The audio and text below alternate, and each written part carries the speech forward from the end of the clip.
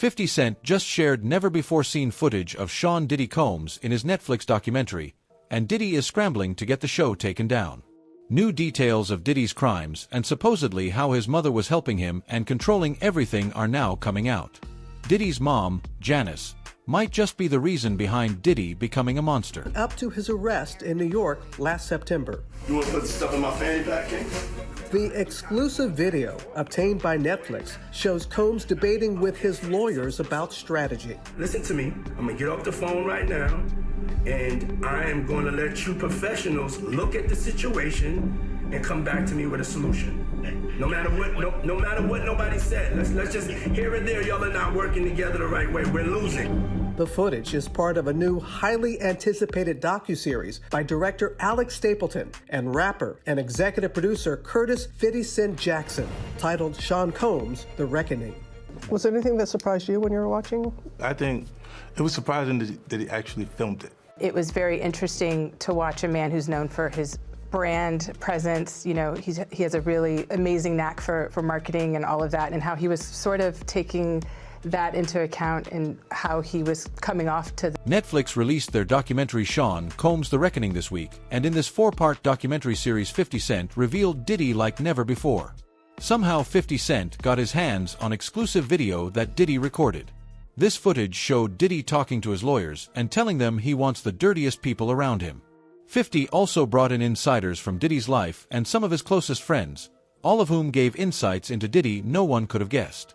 So let's start at the top with the hotel video, which I did a double take because I thought, wait a minute, isn't this Diddy's documentary? What is he doing with video from inside Diddy's hotel room, which clearly looks to be sanctioned by Diddy? It almost looks like Diddy was shooting a documentary. He thought this whole thing might go away and just wanted to have some really good content for afterwards. How the hell did this video get in the hands of 50 Cent, the arch nemesis of Diddy? Well, I think it was delivered legally, supposedly what they're saying. I think what happened was that when he did this video in the hotel, he was probably thinking that he was going to probably be acquitted and he was going to probably get out, and he could probably run back his last days that before he got arrested, so he can use that for some footage later on. But it sort of backfired on him because now I don't think he wanted it to get out. And plus, he's in an appeal process right now where he's trying to get out from under this. He's still appealing his case, and this sort of brings back old memories, you know? Let me ask you this, Derek. Somebody real close to Diddy was holding that camera, because Diddy didn't have people in his inner circle, in his hotel room, saying things like this, unless they were close to him. And yet, whoever owns that copyright, whoever had their hands on that video, did him dirty, you know, and gave it to his enemy. Why and how do you think that happened? Well, I think the person that probably did the video footage wanted to get some recognition for having that type of footage. And I think, I don't know if they signed a no-compete clause or an NDA, but that person turned that over apparently, and it went to 50 for the documentary, which he used. 50 went all the way back to Diddy's childhood to understand just how he became the monster we see today. And the things he found were shocking. Diddy's childhood friend, Tim Patterson, claimed that Combs's father was a drug dealer in Harlem and was when Combs was a toddler. After his death, Combs's mother, Janice, started hosting parties at their home, and in these parties, Diddy was exposed to adult activities. In Shah's home, you'd start to see all the stuff that you saw in the movies. Janice knew how to throw a party, and the parties were packed. Tim Patterson admitted it was because of these parties that Diddy ended up losing his virginity when he was just 12. Remember when I said Diddy mother might be the originator of the freak-offs? All right, so tomorrow Peacock is dropping. According to the Rolling Stone, the doc features an alleged childhood friend of Puff's, hip-hop producer Tim Dog Patterson. He alleged that Janice, Diddy's mom, would often throw parties at Diddy's childhood home. He says that during the parties, it wasn't uncommon to walk into rooms where adults was having sex. I mean, that was just their normal. And the doc, when talking about the parties, Tim says, verbatim, "That's what we were privy to. This was what we were fed. Was it desensitized?" Diddy's dad was a criminal, and after his death, his mom chose to take over. The only difference was that the kinds of crimes she was concerned with were different. Tim says that as a child, he saw the kinds of parties Janice was throwing, and the things she did were what Diddy later copied. There was a stage in her living room, literally a stage, and that's where we used to have to go and dance. At the same time, Diddy's mom was also physically abused towards him and would violently beat Diddy under the influence of. You got to realize that, you know, he didn't get all this from his daddy, because he didn't know his daddy, even though they try to say his daddy was some big time drug dealer in the whole 9 yards. You understand? He didn't get this from his daddy. You got to realize, man, you know, his mother had a modeling agency, and it was alleged that it was also ladies of the night, a prostitution ring too, or these ladies was doing things other than modeling. So the apple don't fall far from the tree. Yeah. So now you got to understand this, and looking at her and some of the stuff that he was saying, and their relationship has changed since I knew them, since I was around them. You understand? This man was talking about that his mother could take her palms and bend over and put them down on the floor. Not bend over, but she could stand straight up and put her palms on the floor, bruh. He's saying that about his mother. Who describes any of their mother actions like that in a sexual way? And then, you know, I don't know how many dudes do kiss their mother in their mouth when they 50, 60 years old or something like that. Diddy's mom actually shaped him into the criminal he is today. She would tell him to be bold and to never back down. Janice's real contribution, however, came when Diddy chose to use her as the person in charge of Bad Boy. Diddy knew that sooner or later someone could come after his money. So, he signed everything over to her. Is somebody who will do anything to basically get what he wants. He doesn't really care what effects or damage that causes to other people. And it's in different ways, right? Whether it's in the context of alleged abuse, business disputes, you know, alleged sexual assaults, things that have been alleged in the civil lawsuits against him. And I think with Burroughs, it was really, you know, kind of seemed to strike that theme as well, because he's saying, you know, he had forced me out of the stake of my company. You know, he had to deal with things like homelessness, while in the 2000s and 2010s, Diddy was really prospering, you know, music, business, fashion.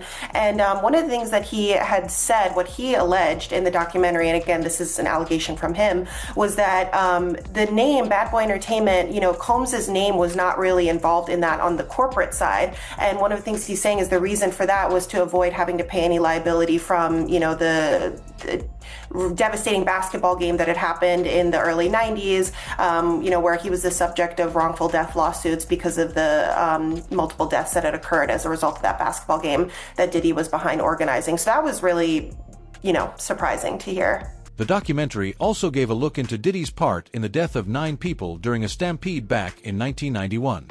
On Saturday, the 28th of December, 1991, Diddy planned a charity celebrity basketball game at City College, but didn't hire any security.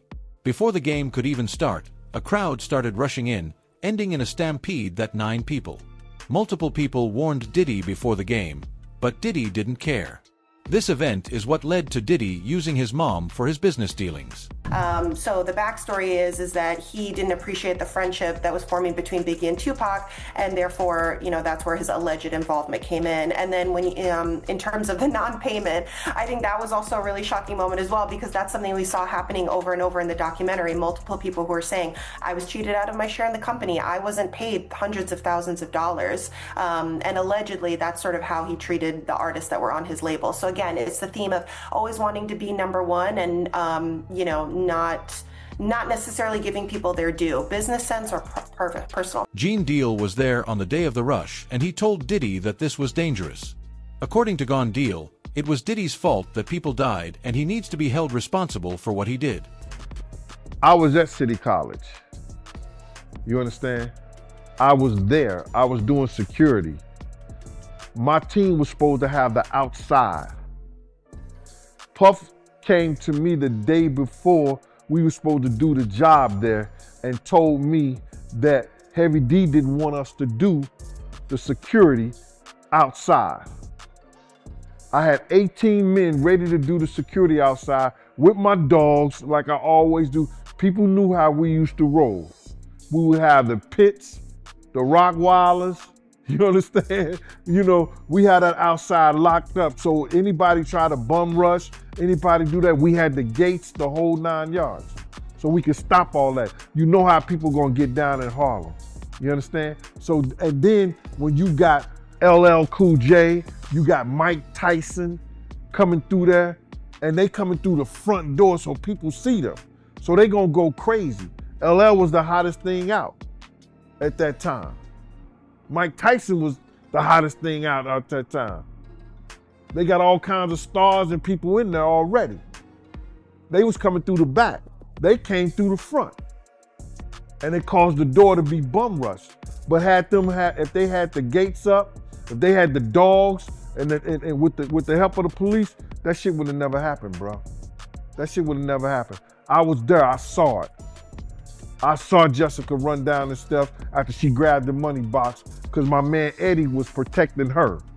And Eddie's the one called me on the walkie-talkie and said, yo, Jessica just locked me in outside the gym, Gene. You couldn't go down the steps after they bum rushed the door. You understand? I had to run around the whole gym on the outside, around the gym, down the steps, run across the basketball court, and open the front door. When I opened that one door, because it pushed inside, people start squeezing through that. Then I just kept doing the doors, and people was coming in there, falling dead, right out, just falling out right there. And once they got in there, they just fell out. It was crazy. Diddy is only the face of Bad Boy. His mom is the one who actually holds the power. According to the interviews and the video 50 Cent revealed, Janice was one of the gatekeepers of Bad Boy's money and a manager of its messes.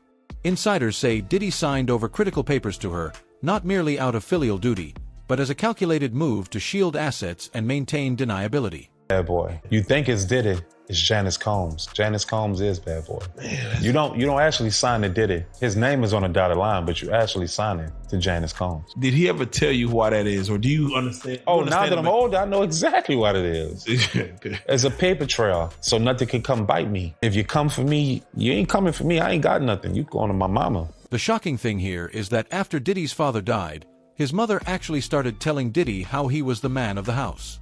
And according to reports from some of Diddy's closest childhood friends, Diddy actually formed an inappropriate relationship with his mother. Gone Deal even told everyone that he thought that there was more to Diddy's relationship with his mother than meets the eye.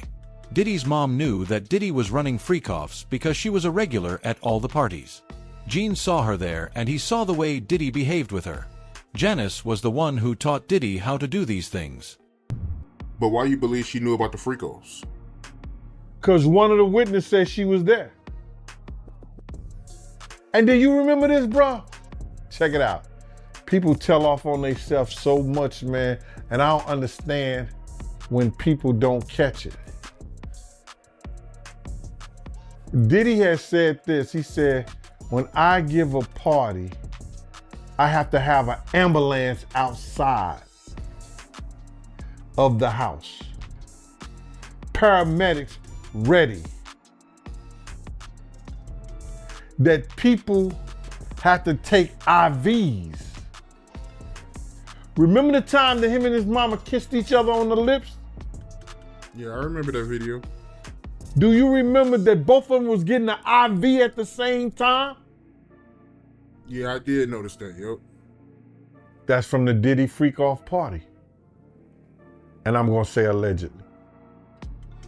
So let me ask you this. You knowing her at one point, you knowing her personally, is she the kind of person that, you know, will be a part of a freak-off or no? I think that she liked to party, and she partied with young people. She's always been like that. She always copied or emulated Lil' Kim and Mary J. Blige, or they emulated her.